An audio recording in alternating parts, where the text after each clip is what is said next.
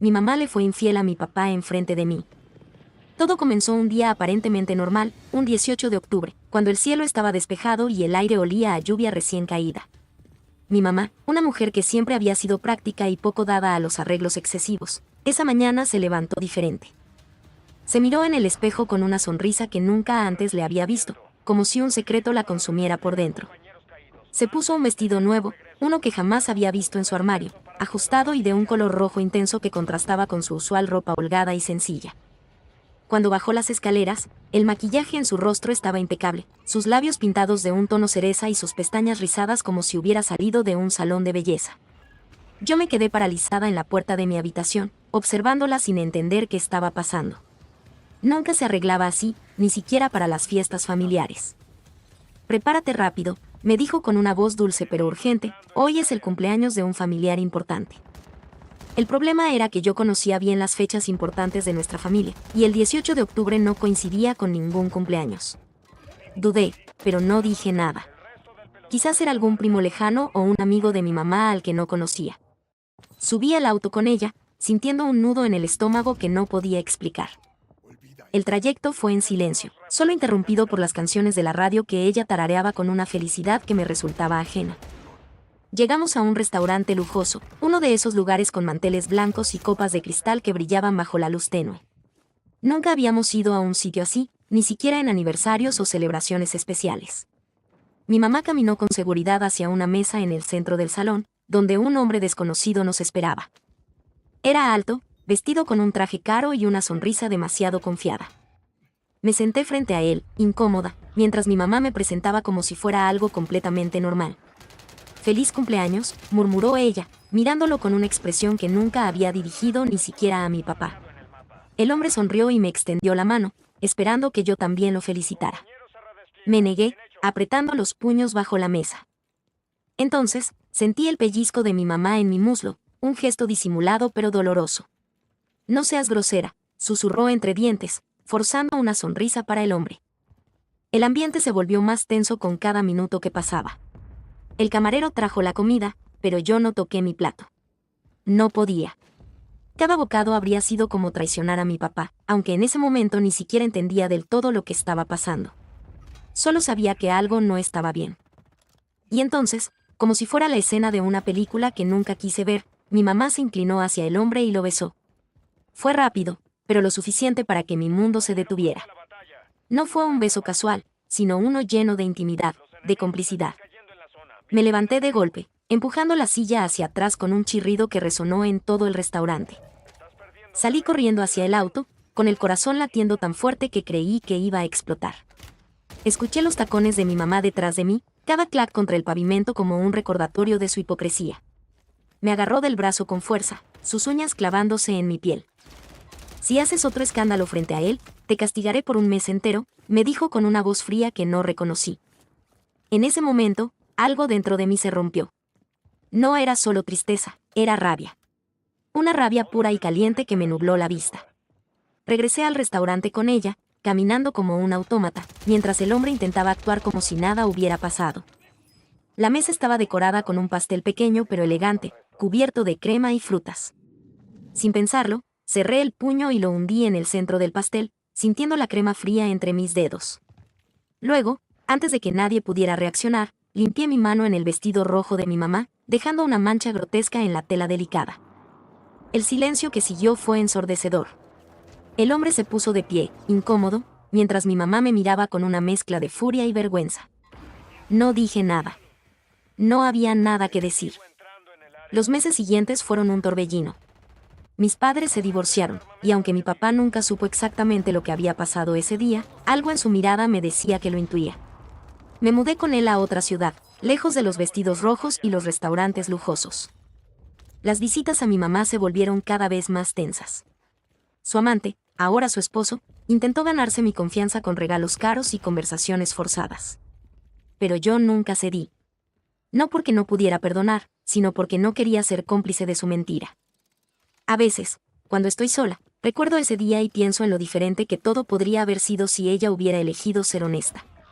Pero la vida no tiene rewind, y algunas heridas no se cierran con el tiempo. Solo aprendes a vivir con ellas. El peso del silencio. Los primeros meses lejos de mi mamá fueron extraños.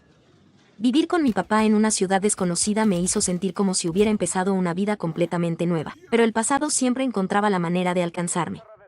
Las noches eran lo peor. A veces soñaba con ese restaurante, con el sonido de los cubiertos chocando contra los platos mientras el beso de mi mamá resonaba en mi mente como un eco envenenado. Mi papá nunca me preguntó directamente qué había pasado ese día. Tal vez no quería saber. O quizás, en el fondo, ya lo sabía todo. Él era un hombre de pocas palabras, pero sus gestos lo decían todo: una mano en mi hombro cuando me veía perdida en mis pensamientos, un chocolate caliente dejado en mi escritorio antes de dormir.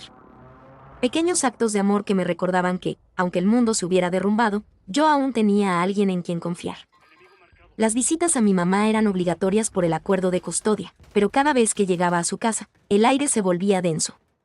Su nuevo esposo, el hombre del restaurante, insistía en actuar como si fuéramos una gran familia. ¿Quieres ir de compras? ¿Te gustaría ver una película?, preguntaba con una sonrisa que no llegaba a los ojos. Yo solo respondía con monosílabos, negándome a participar en su fantasía. Un día, durante una de esas visitas, mi mamá me pidió que la acompañara a su habitación. Cerró la puerta con cuidado y se sentó en la cama, mirándome con esos ojos que antes me parecían cálidos pero que ahora solo reflejaban culpa. «Sé que estás enojada conmigo», comenzó, jugueteando con el anillo de bodas en su dedo. «Pero algún día tendrás que entender que las cosas no son tan simples como parecen». ¿En serio? ¿Esa era su gran explicación? Que las cosas no eran simples. Como si eso borrara el dolor, como si justificara la traición. No dije nada. No había palabras que pudieran expresar lo que sentía en ese momento. Ella suspiró, frustrada. «No puedes odiarme para siempre». No la odiaba. Eso era lo más triste. La odiaría si no me importara, pero el problema era que aún la quería, y eso hacía que todo doliera el doble. El último intento. Su esposo no se rendía. Un fin de semana, apareció con entradas para un concierto de mi banda favorita. «Pensé que podríamos ir juntos», dijo, mostrándolas como si fueran un trofeo. Era un regalo caro, imposible de rechazar para cualquier adolescente. Pero yo no era cualquier adolescente. «Prefiero no ir», respondí, viendo cómo su sonrisa se desvanecía. Mi mamá intervino, exasperada. «Por una vez en tu vida, deja de ser tan testaruda. Él está intentando hacer un esfuerzo». Esa fue la gota que derramó el vaso. «Un esfuerzo», repetí, riendo sin humor. «¿Como el esfuerzo que hiciste tú al besarlo frente a mí? ¿O como el esfuerzo de mentirme sobre ese cumpleaños que nunca existió?» El silencio que siguió fue tan denso que podía cortarlo con un cuchillo.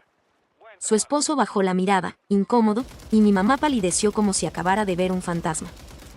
Esa noche, mi papá vino a recogerme antes de lo acordado. No preguntó por qué, pero cuando subí al auto y rompí a llorar, él simplemente me tomó la mano y apretó fuerte. No hacían falta palabras. El pasado nunca se va.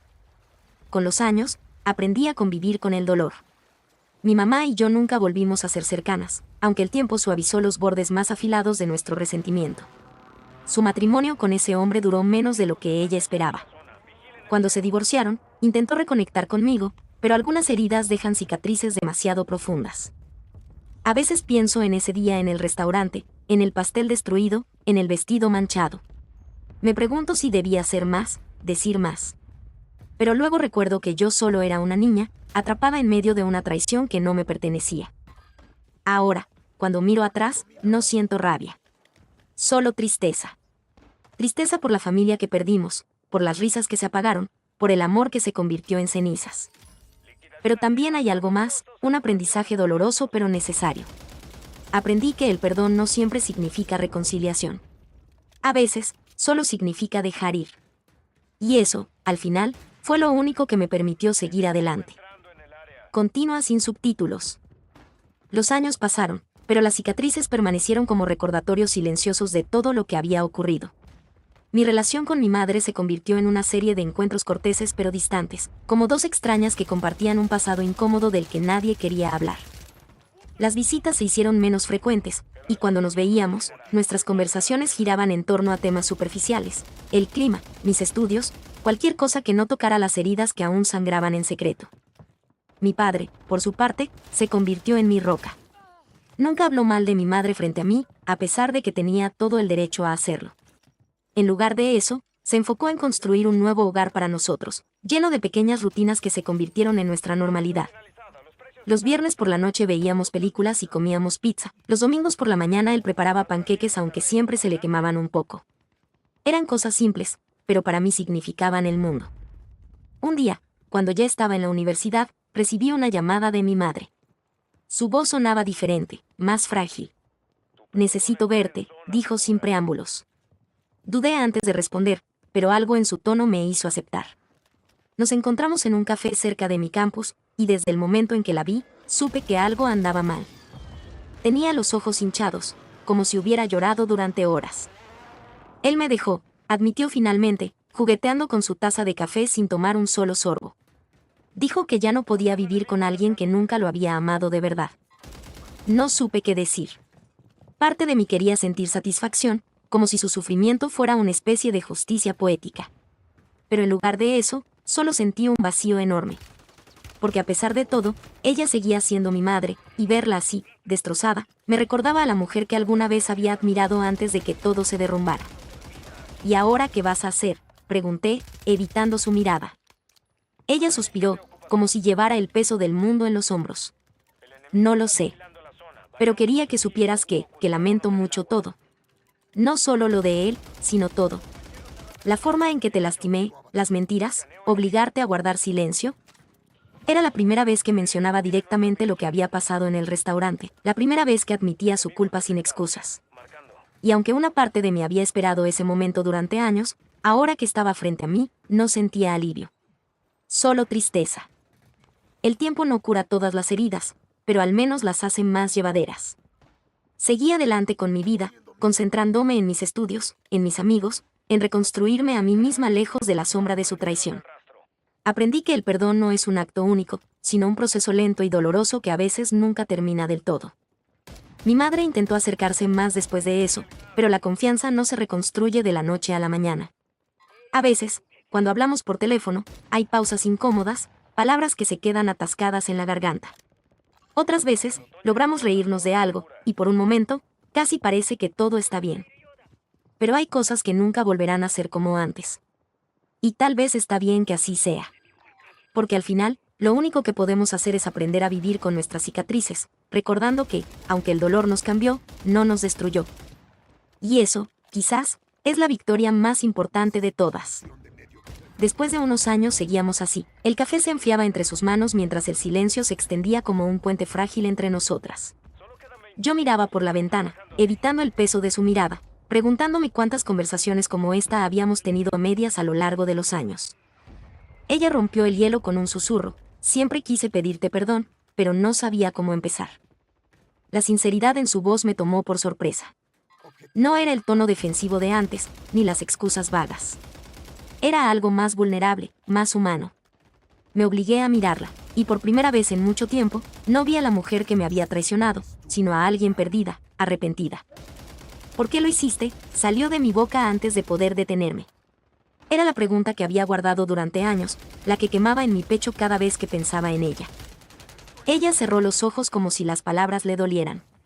«Porque era cobarde. Porque tu padre y yo llevábamos años siendo dos extraños en la misma casa, y en lugar de enfrentarlo, busqué una salida fácil».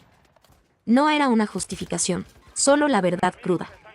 Pero nada de eso importa, porque al final te lastimé a ti, y eso nunca debió pasar.